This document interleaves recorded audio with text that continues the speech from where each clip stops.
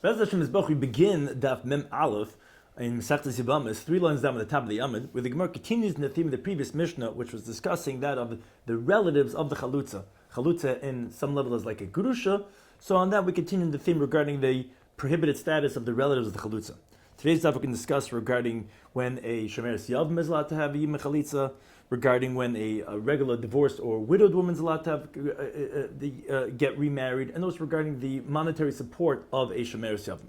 So begin the current Daf Mem Aleph, 3 lines down at the top of the Amud. Says the Mishnah, Hachelitz liyevimtoi.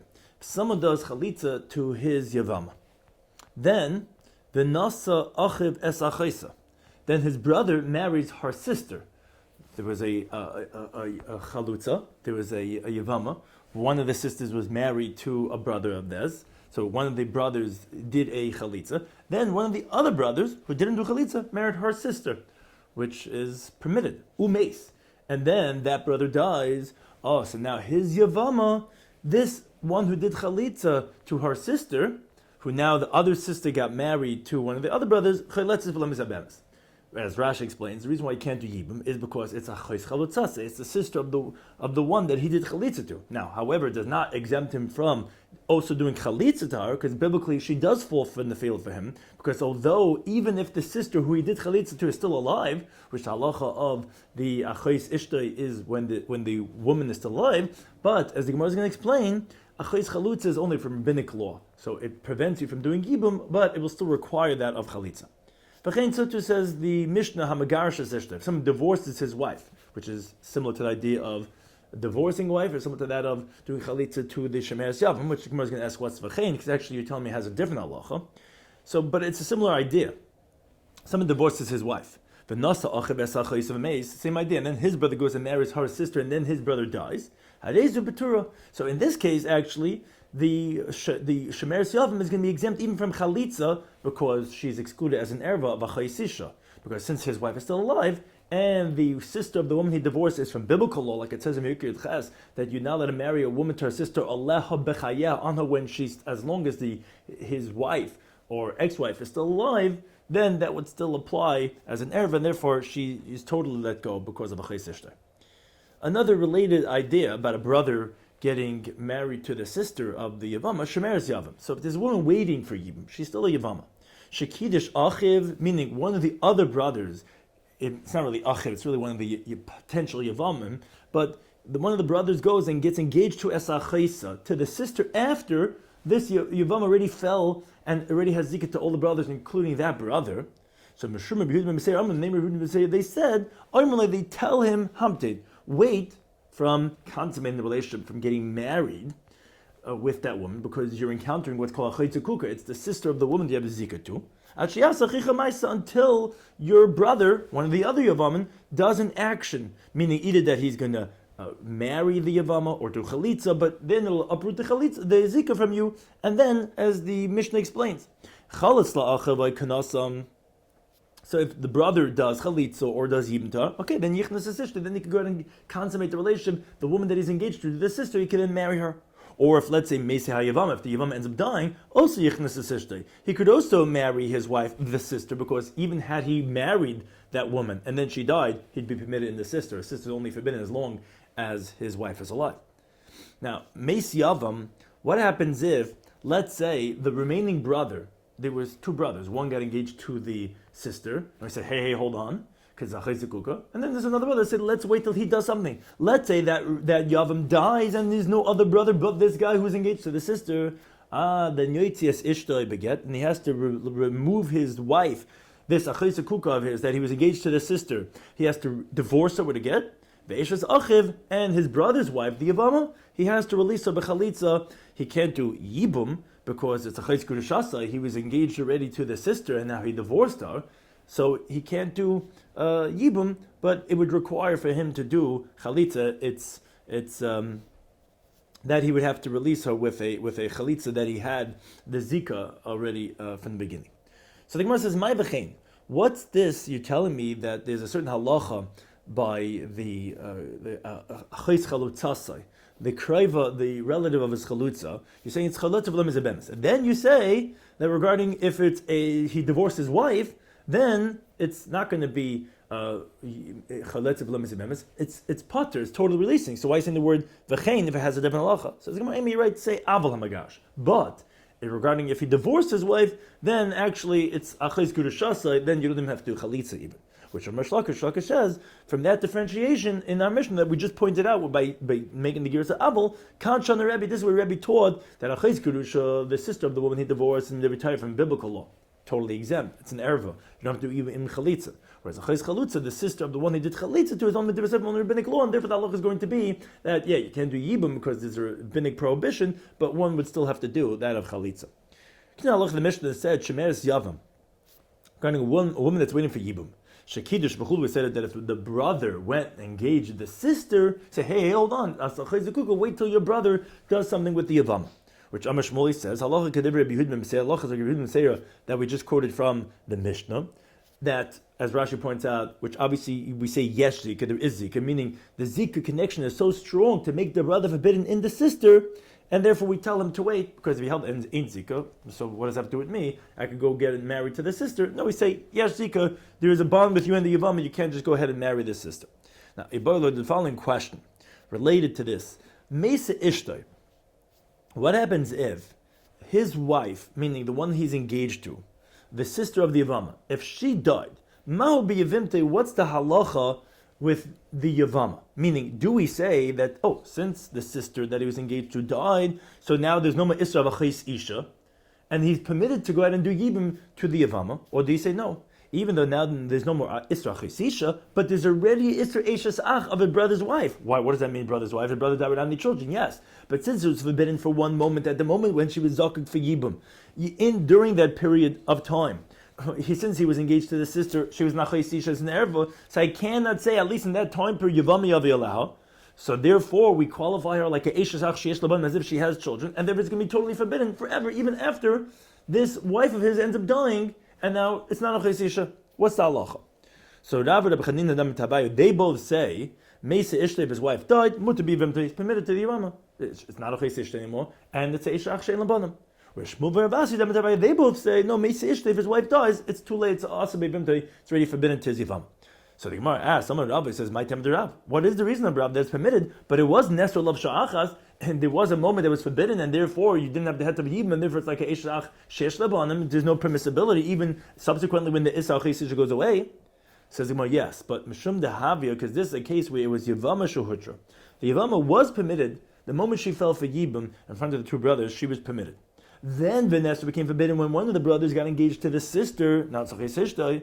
But then when that sister then ends up dying, she becomes back permitted again. So she goes back to original heter. Now Taisa points out, although interestingly on Daf Chav Beis, Rav, in contrast to Rabbi Yechon, actually held that even if you didn't have hutra b'nesa b'chaz of hutra, he says as long as the first one dies, the second one's going to be permitted, even if it wasn't originally mutter. Why is he saying it has to be hutra b'nesa b'chaz of hutra? So Taisa says yes, that's specifically by rabbinic zika, that you don't have to have originally heter. But here we're talking about achos isha deiraisa, the brothers engaged biblically. It's a biblical erva. That specifically if it was mutter, then also then back to mutter. So therefore Rav says it's going to be permitted. But Masav Rav Amnun asked on Rav from a brisa. This is actually the first part of the brisa. The case is from the Mishnah of Chavtes. The brisa then extends the case, which is the relevant part that Rav Amnun is asking from. The Mishnah said on Daf Chavtes, Gimel Achim, if there's three brothers, Beis Nasun, Beis Achayis, two of the brothers are married to two of the sisters, Ve'echem Mufna, and the third brother, he's single. Okay, Meis Echem Mibala Achayis. If one of the brothers, let's call him Reuven, who is married to one of the sisters, he dies. Okay, so his wife is falling for Yibum, not falling for his brother Shimon, because Shimon is married to the other sister, and that would be Achayis Ishtay, that's an erba. So Vasaba Mufna Maimer, the single brother, Levi, he does Maimer, which, that, as Taisa points out, has significance only for Beis Shammai, to say, not like Beis Shammai, who holds Maimer's kind of kinyan gomer. It's like a quasi type of a kinyan. It's not a full-fledged kinyan. It's really like from the halacha of Zika. So this Levi does a Maimer to this wife of Reuven. And then the second brother, Shimon, he dies. And now the other sister falls for Yibum also to Levi, thus making the wife of Reuven forbidden on him because it's a chesikuka, but each one is the sister of the one that zakuked him. Now, as we pointed out in places, although he already did Maimer, But that's when the Mishnah teaches in Perek Ba'ach and the Beis Hillel say, woe to his wife, he has to divorce her, meaning the one that he didn't mime with. And woe to his brother's wife, which the other one, because again, mimer is not a full-fledged kinyan. So they're both going to be forbidden. But this is where the case continues. In the Braisa. Let's say the case continues. Then the wife of the second brother, Shimon's wife, dies after he died.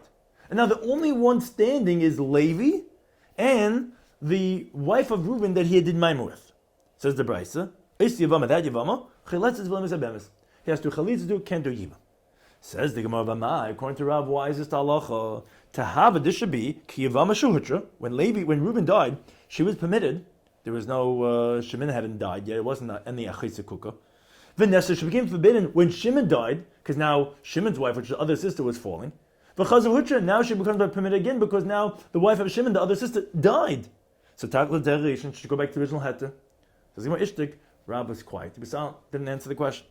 Now the bus of the Nafik, after that Rav Amnuna left, Rav said, Amayla Amadle, why didn't you say, or the gear says, why didn't I say, why didn't we say, why didn't you say to him that Bryce you're asking from, Rebbe Lazahi? That's like Rebbe Lazar. You're right, according to Rebbe Lazar, that's going to be the halacha, but I, Rab, hold like the Chachamim. What is this Rebbe Lazar? The that he says in Perek Beishamai, regarding a related idea type of a case. If someone divorces his wife in the middle of marriage, then he remarries her, which is allowed to if she hasn't married anyone else in between. And then he subsequently dies.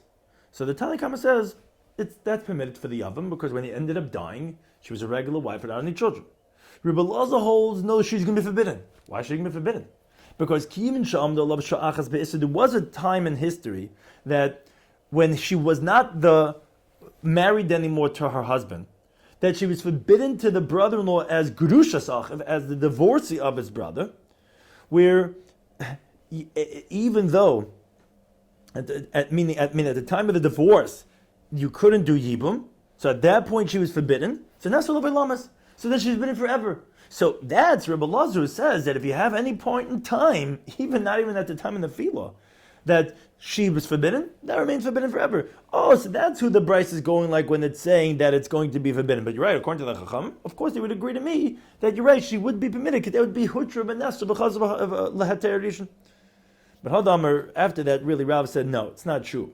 Because Rebbe Lazar, maybe when did Rebbe Lazar say his halacha is Heichad Leichaza B'Shas Nefila, is that she was not fit at the time of the Nefila, meaning, as Rashi explains, what do you mean? When the husband died, she was married to him. Yeah, but it means to say because before the Nefila happened, there was a point in time that she was forbidden to the brother-in-law when sometime during the marriage that he had divorced her.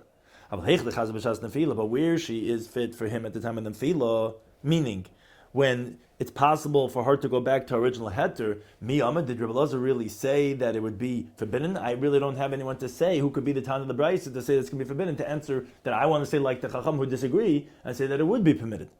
To which Rav subsequently said, no, yes, you could say it's Rebbe Lazar, and they're not difficult on me. Because we're telling you in the Brayse. Rebbe Lazar, he says, and he's going on the case of if someone gets engaged to the sister of his Yevama. He says, Meisi Yevimtoi, if the Yevama dies, Muta Be'ishta, he's permitted his wife, meaning the sister of the Yevama who he's engaged to. Meisa Ishta, if his wife dies, that Yevama is Chayletzes Veloy Misyabemes. You do Chalitza and you don't do Yibum, which is really like Shmuel and Ravasi, so therefore you see Rebbe Lazar is the one who says this, so that's not difficult on Rav. Yes, it's Asr Lamas, because that's like Rebbe Lazar, who doesn't hold the Huchim and Esavachaz L'Hater Rishon. But don't ask on me, I'm going like the Chachamim. The problem is now the question goes the other way. So now we don't have a difficult with Rab, but Lema Shmuel Ravasi, who they disagree with Rab, and they say no Tachsa Tereshin. She does stay forbidden forever. It sounds like Damik Rebbe Lazar that they must be holding like Rebbe Lazar, who that we just quote him right now. He's the one who holds such an opinion, and not like the Chacham. So you can even say they're like the Rabban who disagree with Rebbe Lazar. Because Ad can like where do we find that they disagree as we just quote in Perek Beishamai? That's Ella only by if someone divorces his wife and remarries her. Why do they disagree? Mishum the Nefila of Elach, because later on when he ends up dying, what's called the time of the Nefila, when she falls for him, Lo Mitzalayu, she wasn't forbidden on the brother-in-law at that point in time. And the fact that she was forbidden when her husband was still alive, that doesn't help right now, because you can't say that, I'm not going to recite on her at the time of Nefila, because that wasn't at the time of Nefila. So that will not affect, and therefore it's going to be permitted according to Rabbanan, by the case of the Grushas Achav, who he went and remarried her and then he died. But in the Braisa, where someone gets engaged to the sister of the Yevama, from the Nefila and onwards, there was a point in time the Itzer was forbidden on her, because I'm not going to be able to say, at least in some time during the Zika of Yibum, Yevama Yavei Aleha, because at one point, although she fell first, her sister then also fell, and although her sister ended up dying, but there was in the time of the Nefila, a time of Isser, then Nefila Rabbanan might do. Then therefore it says Shmuel that I could say that even the Rabbanan and Rabasi, even the Rabbanan would agree that it would be forbidden forever, and therefore it's not difficult to say the Shmuel and Rabasi are specific Rabbi Elazar. It could even be like the Rabbanan. So it's not difficult on either one of the opinions. Now, off the next Mishnah, again continuing to qualify related to this idea of when could the Yibum happen, qualifying in the midst of Yibum, says the Mishnah, Yevama lo tachlitz. The Yevama should not do chalitza. The Gemara can explain the reason for chalitza, and neither do b'leitis yab, not do Yibum, until 3 months have passed since her husband died. And v'chein kol shar nashim really applies to all other women too. Leis arsu v'lei nasu, they shouldn't get engaged, shouldn't get married, until the time period of 3 months from the previous relationship. Whether they're virgins or whether they're not virgins anymore, whether they're divorced, whether they're widowed, whether they were married, whether they were engaged. Shmuel is going to ask, what's the difference between a besula and a arusa and a nesua and a be'ulas? That's the same idea. Engaged means she's still a virgin, and when she's married means that she's a be'ula. The Gemara will address that. Now, Rabbi Yudam, he disagrees. He says, hanesuos yisarsu. He says, those that were already married and let's say they're widowed or divorced, they could get engaged, because the reason why we need the 3 month gap is to differentiate between the paternity of the child is from the first husband and the second husband. We don't want a situation that it's going to be a doubt, is it 9 months from the first husband or 7 months from the second husband? But regarding getting engaged, you can't say that because they're not being intimate anyways. And so to varusas yinasu. If a woman was only engaged and then let's say, got divorced, they're allowed to get married immediately because she wasn't pregnant from the first one because she was only engaged. Except for the girls that are engaged in Judea, which is one of the areas in Eretz Yisrael, which the Mishnah teaches in first paragraph of his Beis Alf, that in Yehuda they would seclude the chassan and the kal before they went to the chuppah, so that they should be very comfortable with each other and laughing around, and very comfortable. They shouldn't be embarrassed when they're coming to the chassan night. So therefore, we're concerned that maybe at some point during the engagement, actually they did have bia. Because he's very comfortable with her, there, even though they were just engaged, they're not allowed to get married because maybe there was a child from the first husband. Rabbi Yisi, he disagrees with Rabbi Yehuda. He says, Kol hanoshim yisarsu. In other words, like Rashi explains, Rabbi Yisi is going on the case of a woman that was previously married. He's telling Rabbi Yehuda, who we just quoted, says, this that you said, that all women that were married are allowed to get engaged, which is going on, Kol hanoshim yisarsu, he says, yes. And that's like you said. And we're not geyser that we're not going to let a woman that was only engaged, because we might come to let a woman that was married, where obviously if she was married, she's not allowed to get married. No, all women can get engaged. We're not concerned that if we let engagement, it might come to marriage. But we said what I do disagree with you is that you didn't differentiate between if the woman is a widow or a divorcee, and you permitted even a widow to get engaged even during her days of mourning. It says on that I hold that chutz min almana, except for a widow who was married, that she's not allowed to get engaged for the 30 days of mourning that she has to have for her husband, as you get into in days, and they are able because of the mourning, which, as Rashi points out, this that Rabbi is only picking kol nashim yisar, so all women could get engaged. That's not coming to exclude, but that the other part of Rabbi Yehuda's teaching, that an engaged, that's going on regarding all those that were married. He agrees to Rabbi Yehuda that they can get engaged. He's not coming to exclude, but if she was engaged, that she'd let her get married, because that's a whole point. Rabbi Yehuda holds like that is because there's no point of havchana, because she was only engaged, and Rabbi is more lenient regarding the halacha of havchana, the differentiation, more than Rabbi Yehuda, as the Gemara says at the end of Abar Achan Daf Lamahem and Aleph. Rather, he's just coming to differentiate regarding this halacha of being able to get engaged, of that. In that halacha, not everyone could get engaged, because an almana would have to wait the 30 days of her mourning. So then we're going to go back to the opening halacha of our Mishnah. We said that Yevama cannot get yibum or chalitza until 3 months have passed. So the Gemara says, Bishlam Elitziyam, I understand why you can't do yibum until 3 months have passed, because Shemi Heyavlad Ben Kema, she might be pregnant, and you don't know up until 3 months have passed, till the end of the first trimester, and the child might be a viable child, and if you're doing yibum, she might really have a child from the brother's husband, and she's an erva deraisa of about the brother's wife. So that I understand why you can't do yibum. But why can't you do chalitza during the 3 months? And after the 3 months, we don't know yet if she's pregnant or not. If she's not pregnant, she can get married. Or if she miscarries, she can get married because she already did chalitza. Obviously, if there's no child, so then they'll do yibum. Why can't you do chalitza during the 3 months? So says the Gemara, let's say this is refutation of Rabbi Yochanan. Because the Amma, he says, chalitza is muber shma chalitza. He says, if you do chalitza to a pregnant woman, it's valid chalitza.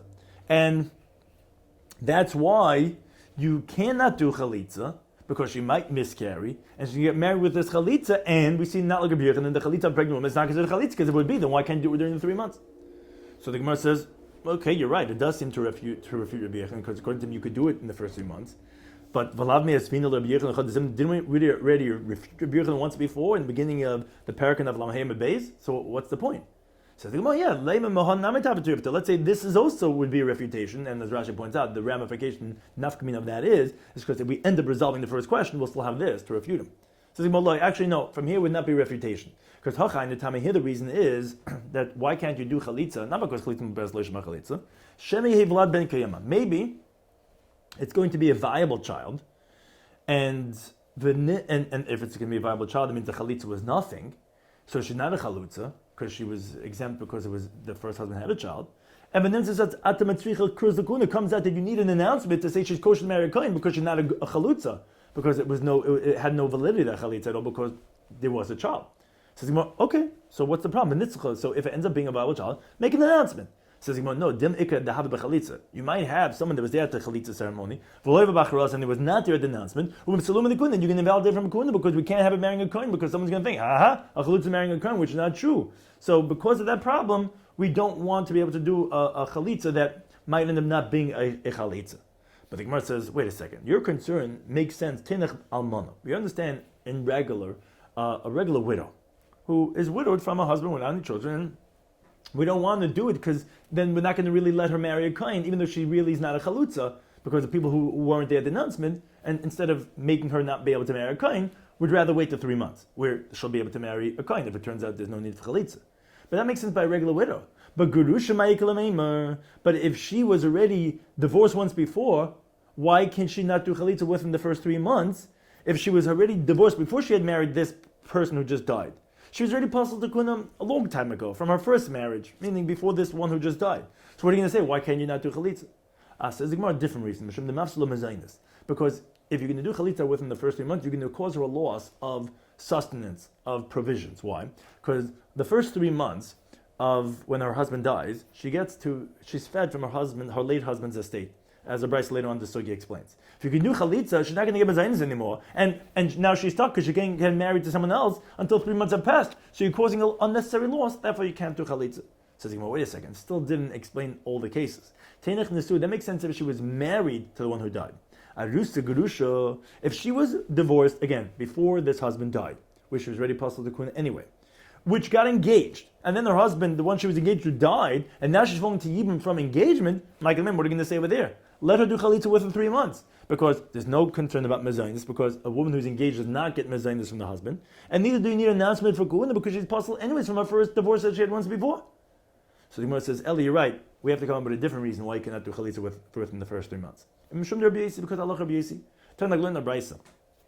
Ma'aseh ba'al mechad. It was actually a story with an individual. Shabbat Rabbi Yesi came up from Rabbi Yesi and asked him this question. Amalei said to him, Ma'u lachlitz b'teich gimel. Could one do chalitza within 3 months? He says, okay, the brother died, we want to move on, we live somewhere else. Can we do chalitza with the first 3 months? Amalei says, Lai tachlitz, no, you cannot do chalitza. So the person asks for tachlitz. What's the problem? Why can you not do chalitza?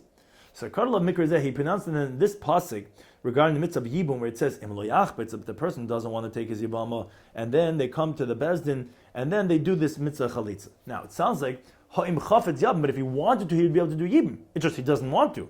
That teaches us the halachic principle, if you could do yibum, then then you could do chalitza. Now this person, since within the first 3 months, you cannot do yibum like we had mentioned before, because you might then be over the isaish ach, because you might be a viable child. So then you cannot come to the gates in front of the elders to do chalitza.